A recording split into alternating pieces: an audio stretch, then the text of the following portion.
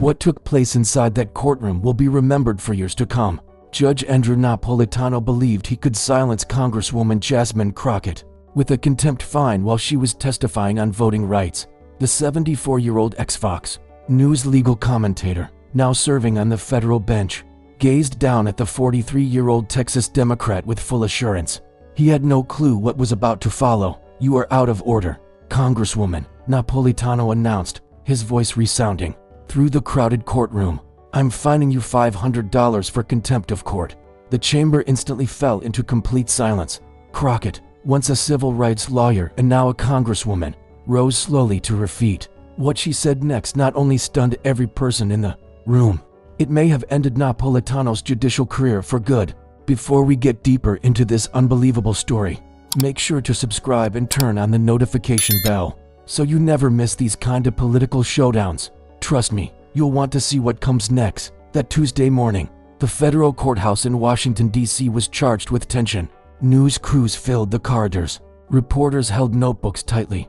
Camera operators checked their gear. One last time, the marble hallways carried whispers and the clicking of heels across the polished stone floors. Security directed the constant flow of lawyers, journalists, and political staffers into courtroom 12, where history was about to unfold. Everyone already knew that this hearing on voting rights law would be fiery. The Protecting Voting Rights Act had been at the center of bitter arguments for months, Democrats demanding tougher federal oversight of state election rules, while Republicans insisted it was federal overreach. But no one, absolutely no one, anticipated the clash that would erupt between Judge Napolitano and Congresswoman Jasmine Crockett. The stage was set perfectly for conflict. Just weeks earlier, several states had introduced new voting restrictions that civil rights organizations labeled the harshest suppression measures since the Jim Crow era. The congressional hearings were supposed to highlight expert opinions, but they had already become a political battlefield where every statement was dissected for partisan gain. To grasp why this showdown was so destructive, you need to know who these two influential figures are and why this moment was destined to explode. For years, Napolitano was Fox News' trusted legal analyst, the man who broke down constitutional law for millions with his stern tone and unshaken confidence. His nightly segments on the Ingraham Angle and Tucker Carlson Tonight made him a star among conservatives who admired his apparent loyalty to constitutional ideals. When Trump nominated him to the federal bench during his final months in office, it seemed like the perfect crowning achievement for a career grounded in conservative legal philosophy. His confirmation hearing was unexpectedly smooth, with even some Democrats complimenting his legal skill, though they challenged his record of partisan commentary. Napolitano's resume radiates establishment credibility. Georgetown Law, years as a Superior Court judge in New Jersey, best-selling books on constitutional law like Constitutional Chaos and The Constitution in Exile. He's the kind of judge who prizes order, hierarchy, and unquestionable authority. His courtroom functions with precision. Attorneys only speak when prompted. Witnesses respond directly, and nobody, absolutely nobody, disputes his authority. Colleagues describe him as exacting, demanding, and utterly convinced of his own legal genius. Former clerks recall his infamous temper when someone dared to challenge his interpretations. One former clerk anonymously admitted to a legal journal, "Judge Napolitano doesn't just believe he's correct, he believes disagreeing with him is a moral flaw." Yet, there's another side to Napolitano that fuels this story. Despite his conservative standing, he has maintained a complicated relationship with Trump and the MAGA wing. He criticized Trump's legal tactics, questioned his grasp of constitutional law, and frequently clashed with the same movement that elevated him to the bench. That tension is essential to understanding what happened in court. On the other side is Jasmine Crockett, the embodiment of everything the old establishment fears in the rising Democratic generation. At 43, the Texas Congresswoman represents a fearless new wave of leadership, sharp, bold, and unwilling to bow to anyone. Crockett's journey is the American dream with an edge. Raised in Missouri, she worked her way through college and law school, becoming a civil rights attorney who took on impossible cases. Her specialty was police brutality, voting rights violations, and defending those silenced by the system. Her legal work in Texas became legendary among civil rights circles. She secured a $2.8 million settlement against the Dallas police for excessive force. She successfully fought against gerrymandered maps that weakened minority voices, Most famously, she defended a group of college students arrested for voter registration drives, not only getting the charges thrown out, but also exposing a planned attempt to suppress student voting. "Jasmine doesn't just practice law," said Sherilyn Effiel, former NAACP Legal Defense Fund president. "She wields it like a scalpel, cutting straight through injustice." When she won her congressional race in 2022, unseating a Republican in a district redrawn to favor conservatives, insiders knew she was not ordinary. She was a fighter who had built her career toppling powerful opponents. Her campaign showcased grassroots organizing and legal brilliance. When Republicans challenged her residency eligibility, she didn't just beat them in court. She turned their attacks into a rallying cry that mobilized disillusioned voters. On election night, her victory speech became legendary. "They tried to silence me in court, and we answered at the ballot box." Within her first year in Congress, she earned a reputation for razor-sharp questioning during committee sessions. One viral clip of her grilling a banking CEO on predatory lending hit over 50 million views. Colleagues quickly learned underestimating her was a career-ending mistake. What makes Crockett truly threatening to figures like Napolitano is her mix of deep legal knowledge and fearless politics. She knows the law as well as any judge, yet she also knows how to connect with ordinary people, making complex issues feel urgent and personal. She isn't fazed by robes, gavels, or titles. Her peers often joke that she's the only lawmaker who actually reads every bill in detail and recalls it months later when it counts. The session that brought them together centered on the Protecting Voting Rights Act, a bill intended to reinstate crucial sections of the Voting Rights Act that the Supreme Court had dismantled. Crockett had been called to give testimony on voter suppression in Texas, carrying with her a thick binder packed with proof that Republican lawmakers were deliberately making it more difficult for communities of color to vote. For Napolitano, this was meant to be another ordinary hearing. Ask a few questions, keep order in the room, maybe throw in sharp remarks about federal intrusion. He had presided over hundreds of such proceedings throughout his career. For Crockett, however, this was deeply personal. She had seen with her own eyes how voting restrictions harmed the people she represented. She had fought these legal battles in courtrooms across Texas. She wasn't attending this hearing to play by the script or bow to decorum. She came to reveal the truth. No matter who might feel threatened, the stakes could not have been greater. This was bigger than one bill. It was about the direction of voting rights in the United States. It was about whether the establishment could cling to its grip on the narrative, or whether a new generation of leaders would drag inconvenient realities into public view. The proceeding opened exactly the way Napolitano had envisioned: formal greetings, procedural motions, the typical Washington show. He sat tall behind his heavy wooden bench, peering down at the witness table where Crockett sat with her binder of evidence. Everything seemed under control. "Congresswoman Crockett," Napolitano began, his tone steeped in the authority he had perfected over decades. "You have made some very serious claims regarding voter restrictions in Texas. I trust you have solid proof to support these charges." Crockett lifted her eyes toward him, her face calm yet sharply attentive. "Your Honor, I hold extensive records of systemic voter suppression impacting more than 200,000 voters in my district alone. I'll decide what qualifies as evidence in my courtroom."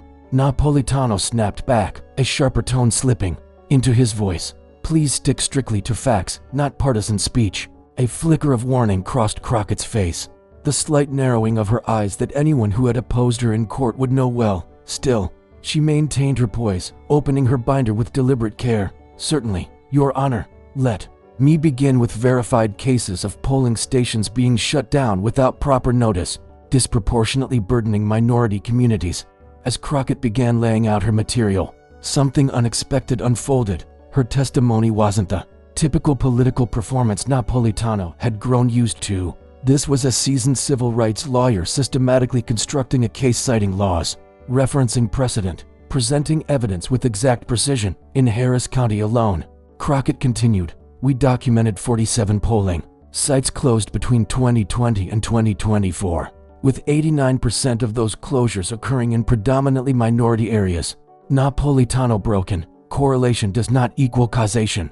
You can't just assume." "I am not assuming anything, Your Honor," Crockett interrupted smoothly. "I am presenting statistical analysis that demonstrates a clear pattern of discriminatory intent, corroborated by internal communications from state election officials." obtained through FOIA requests. The atmosphere in the room grew heavy. Republican members shifted uncomfortably in their seats. Democrats leaned in, sensing a turning point. The press gallery buzzed with whispered commentary. Napolitano's jaw clenched tight. In his long experience, witnesses, especially political ones, rarely came this well prepared and almost never dared to interrupt him. Behind him, his law clerk typed frantically, struggling to keep pace with the rapid exchange. Reporters later said they had never witnessed a witness cite case law with such ease in what was supposed to be a routine congressional hearing. Veteran legal observers in the gallery began messaging colleagues, warning that they were seeing something remarkable. Furthermore, Crockett pressed on, her voice growing stronger. We possess documented proof that these closures were coordinated as part of a systematic plan created by... That's enough, Napolitano thundered across the chamber. Congresswoman, you are turning my courtroom into a political stage. I asked for facts, not baseless theories. The entire room went tense. Crockett shut her binder slowly, each movement precise and unhurried.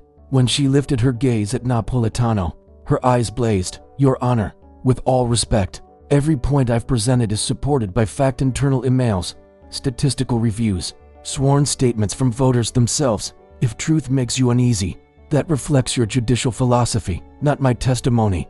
A wave of shock rippled through the chamber. No one, absolutely no one, spoke to Judge Napolitano like that in his own courtroom. The press section erupted in furious note-taking. Republicans sat stunned. Democrats fought to hide faint smiles. Napolitano's face flushed crimson. His grip tightened on his gavel until his knuckles turned white. This young congresswoman had just challenged his judicial worldview in front of a crowded chamber and live cameras. Congresswoman Crockett, his voice now like ice, you seem to have forgotten where you stand. This is a federal courtroom, not the House floor. I will not endure your insolent tone. Crockett rose slowly, her 5-foot-4 frame somehow commanding the entire space. Your Honor, I have done nothing but remain respectful. I've laid out my evidence in a rational, orderly fashion. If facts themselves appear disrespectful to you, then perhaps we must ask why. The silence was total. Even the court reporter had stopped typing, holding her breath to see what followed. I'll tell you one final time, Napolitano said, his voice trembling with restrained fury. Limit your testimony strictly to factual evidence without added commentary. Everything I have stated has been supported by factual proof. Crockett answered, her tone firm and unshaken. The internal communications showing state officials working together to shut down polling places in minority areas, that is fact. The data analysis revealing discriminatory results, that is fact. The sworn statements from voters who lost their right to cast a ballot, that is fact. Which of these facts would you prefer I stop bringing forward? That was when Napolitano committed the mistake that would shape the entire clash. Rather than admit he was facing a legal intellect equal to his own, rather than recognize Crockett was laying out valid evidence worthy of serious review, he leaned on the one tool he believed could silence her, the raw authority of his role. Congresswoman Crockett, he declared, lifting his gavel, you are out of order. Your disrespectful behavior toward this court cannot be accepted. I am holding you in contempt and fining you $500. The gavel slammed with a sharp crack that echoed across the still chamber. For an instant, no one shifted. The weight of what had just taken place sank in. A federal judge had just charged a sitting congresswoman with contempt for presenting proof of voting rights violations. But then, something remarkable unfolded. Instead of retreating, instead of apologizing or showing embarrassment, Jasmine Crockett smiled. It was not a friendly smile. It was not a hesitant smile. It was the expression of someone who had just received exactly the weapon she needed. The second Judge Napolitano brought down that gavel, the whole balance in the courtroom flipped. What he imagined was the conclusion of Crockett's disruptive statement had in fact become the start of his worst moment. Crockett kept standing, the confident smile fixed on her face. The $500 contempt fine lingered like a challenge, and every person in the room felt that something explosive was about to erupt. Your Honor, Crockett began, her voice now carrying a deeper, for still courteous, but edged with steel that drew every ear forward. I accept your contempt charge, but before we continue, I have a few questions about the legal foundation of this decision. Napolitano's brows shot upward. Congresswoman, you do not have the right to challenge my rulings in my courtroom. Actually, Your Honor, I do. Crockett's voice was calm, deliberate, yet filled with a tone that froze the room. As a member of Congress protected by constitutional immunity under the speech or debate clause, and as a licensed attorney in good standing, I not only have the right, but the duty to question any order that appears to break constitutional limits. The chamber filled with whispers. Republican members of the committee began frantically messaging their lawyers. Democrats leaned forward, realizing they were about to watch history. Napolitano's face flushed, then paled in seconds. The speech or debate clause, Article I, Section 6 of the Constitution protects members of Congress from being questioned about their legislative speech anywhere else. Every law student studies it, yet most forget how crucial it can be in moments like this. Moreover, Crockett went on, pulling another folder from her case like a surgeon selecting the precise tool. I'd like to address the constitutional flaws in your ruling. In Gravel v. United States 1972, the Supreme Court held that the speech or debate clause covers congressional speech, integral to the deliberative and communicative process by which members engage in House or committee activity. She paused, letting the point land. My testimony today on pending voting rights legislation falls squarely under the protection. Your contempt charge therefore seems to directly violate the constitutional separation of powers. The silence was absolute. Napolitano stared at Crockett, his mind racing through the consequences of her words. She was not merely a politician posturing as a lawyer. She was matching his constitutional mastery line for line. However, Your Honor, there is another matter we must address. She opened the folder and withdrew a bundle of papers. Before issuing your contempt ruling, did you reflect on your own public statements about voting rights laws? What are you referring to? Napolitano's voice no longer boomed with authority, it quivered, edged with unease. I'm referring to your interview on Fox News 3 weeks ago, where you stated, and I quote, "The Protecting Voting Rights Act is unconstitutional overreach that will undermine the integrity of American elections." Did you, or did you not, make that statement? The courtroom exploded. Republicans looked stunned. Democrats burned with anger. The press gallery went wild, reporters hammering at keyboards and dialing phones. Security edged forward to hold order as voices rose through the audience. Napolitano's face drained to white. My prior comments as a private citizen have no effect on my judicial obligations, don't they? Crockett's tone cut sharp as a blade.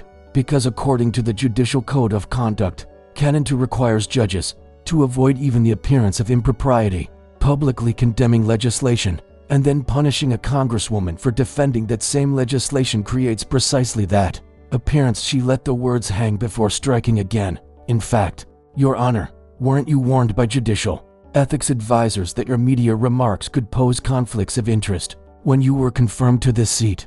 Yet the constitutional dismantling was only the opening round. What followed would obliterate Napolitano's reputation permanently. Your Honor, Crockett continued, reaching into her briefcase and pulling out a tablet. There is one more matter. Are you acquainted with the law firm Brennan and Associates? Napolitano's eyes widened for the first time during the entire hearing. His face showed real fear. Congresswoman, I don't see the relevance of that. It's relevant, Crockett replied, because Brennan and Associates has received $2.3 million over the past 2 years from the Republican National Committee to fight voting rights laws in federal court. And based on your financial disclosure forms, you personally hold major stock in Brennan and Associates. The courtroom exploded. Republicans leapt up shouting objections. Democrats demanded explanations. The press gallery turned into chaos. Security guards moved forward, hands near their restraints as voices rose everywhere. That's a lie, Napolitano yelled, his calm completely gone. Crockett raised a tablet displaying documents. These are your financial disclosure forms from last year, filed with the U.S. Court's Administrative Office. Line 47 clearly shows your investment in Brennan and Associates. Do you want me to read the exact figure? She stopped dramatically, eyes locked on him. It's $847,000 worth of stock, Your Honor. Nearly $1 million tied up in a firm whose main income comes from blocking the very laws I'm here to defend. The silence that followed was crushing. Even seasoned political watchers had never seen something like it, a congresswoman publicly exposing a judge's corruption in real time. The room was pure pandemonium.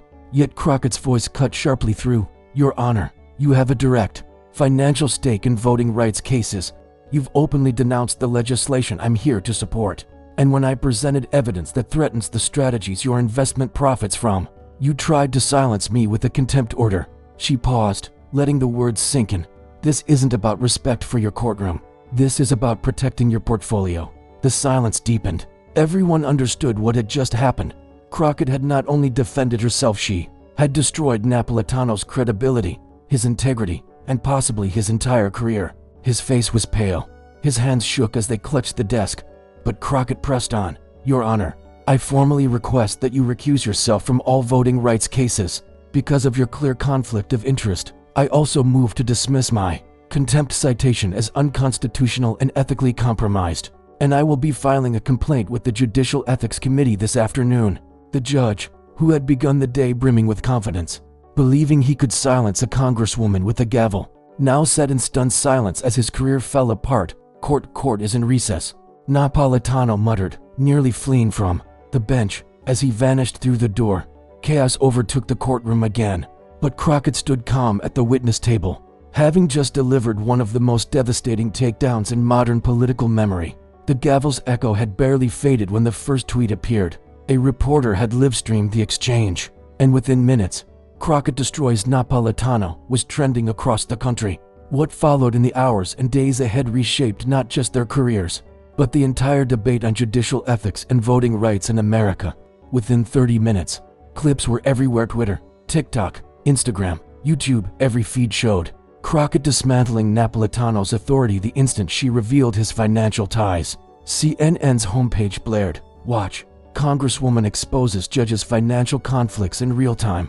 Fox News awkwardly covered the humiliation of their former analyst. MSNBC led with, "Constitutional scholar destroys corrupt judge." It wasn't only mainstream media. Teachers used it in civics classes. Law professors cited it as a case study in judicial ethics violations. The most viral clip, watched over 15 million times, in 24 hours, captured Napolitano's face draining of color when Crockett named Brennan and Associates. Social media slowed it down, zoomed in, turned it into memes. The political fallout was immediate. Democrats demanded Napolitano's impeachment. Activist groups suddenly had a powerful symbol of judicial corruption. Alexandria Ocasio-Cortez tweeted, "When you come for Jasmine Crockett, don't miss. This is what happens when you try to silence someone who knows the law better than you." Judicial corruption exposed in real time. Even conservatives were forced to respond. Legal scholars struggled to defend the judge. Some Republicans at the hearing distanced themselves. Senator Ted Cruz tweeted, "Though I disagree with Representative Crockett on policy, judicial ethics must be beyond reproach. These allegations deserve investigation." The White House was drawn in. Press Secretary Karine Jean-Pierre carefully said, "The president believes all judges must uphold the highest ethical standards. These allegations are serious and should be fully investigated." Republican leaders tried to spin it as a partisan attack, but the argument collapsed when even conservative legal voices admitted the seriousness. The Federalist Society, usually a reliable defender of conservative judges, pointedly refused to back Napolitano. Harvard law professor Lawrence Tribe described it as the clearest breach of judicial ethics he had seen in 40 years of practicing law. Yet what may have been even more damaging were the reactions from federal judges themselves. A number of federal judges released a rare joint statement saying they were extremely concerned by reports of possible conflicts of interest and worried about the effect on public confidence in the courts. The Judicial Ethics Panel, usually a slow, bureaucratic group, announced that they would be speeding up their review of any complaints against Napolitano. Legal scholars pointed out this move was almost unheard of. It was obvious the committee wanted to separate itself from the scandal as fast as possible. Behind the curtain, however, far more was happening. Congressional investigators were already requesting Napolitano's financial records. The FBI had begun an initial probe into possible judicial corruption. The Department of Justice was looking at whether criminal charges could apply. Sources close to the inquiry revealed that Napolitano's ties to Brennan and Associates were even stronger than what Crockett had presented in court. The firm hadn't only given him dividends, they had also been seeking his advice on legal strategy for fighting voting rights laws. Internal emails uncovered by investigators showed Napolitano giving detailed guidance on how to frame legal challenges most likely to win in federal court. One message, sent just 2 weeks before the hearing, had him specifically recommending arguments against the Protecting Voting Rights Act. Even worse, investigators discovered text messages between Napolitano and senior Brennan and Associates partners discussing how to neutralize the Crockett problem. These texts, sent just days before the hearing, included deep background research on Crockett's legal history and ideas for shaking her confidence.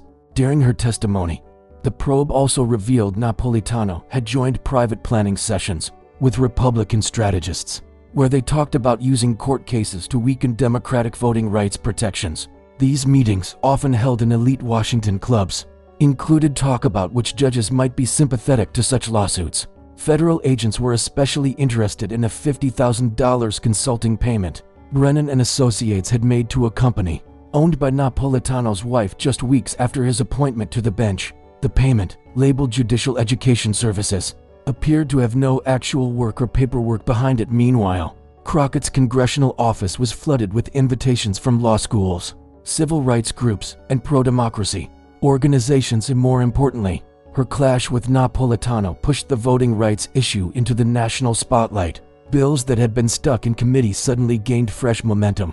Democrats seized the scandal to push for stronger judicial ethics rules. Progressive groups used it to stress the urgent need for voting rights protections. What Jasmine did wasn't just smart lawyering, said Kristen Clark, head of the NAACP Legal Defense Fund. She showed the country exactly how the system works against voting rights. She made something abstract very real. Within 2 days of the hearing, Crockett was receiving invitations from Harvard, Yale, and Stanford law schools to give guest lectures on constitutional law and judicial ethics. The American Bar Association asked her to deliver the keynote at their annual meeting. Her fellow members of Congress were equally amazed. "I've been in Congress for 20 years, said Congressman Jamie Raskin, himself a former constitutional law professor, "and I've never seen anyone dismantle judicial corruption with such accuracy." She didn't just win that exchange. She delivered a masterclass in constitutional advocacy. Perhaps the clearest sign of her rising influence came from the wave of recruitment calls from elite law firms offering her million-dollar partnerships, and from leading universities offering her endowed chairs. She turned all of them down, saying her work in Congress was only beginning. The Napolitano scandal began to reveal deeper problems in judicial ethics and conflicts of interest. Investigative journalists started digging into other judges' financial holdings. Congressional Democrats announced hearings on judicial ethics reform. But perhaps the most important change was in the national conversation about who gets to speak with authority in American politics. Crockett hadn't simply beaten Napolitano. She had proven that young leaders, especially young leaders of color, could challenge powerful institutions and win. 3 days after the hearing, Napolitano declared he was taking a temporary leave of absence to address the ethics claims. Experts noted that judges almost never do this unless they expect resignation or removal. By week's end, Brennan and Associates was under federal investigation. 3 other judges tied financially, too. The firm stepped aside from voting rights cases. The Republican National Committee faced sharp questions about its legal tactics and whether it had improperly influenced federal judges.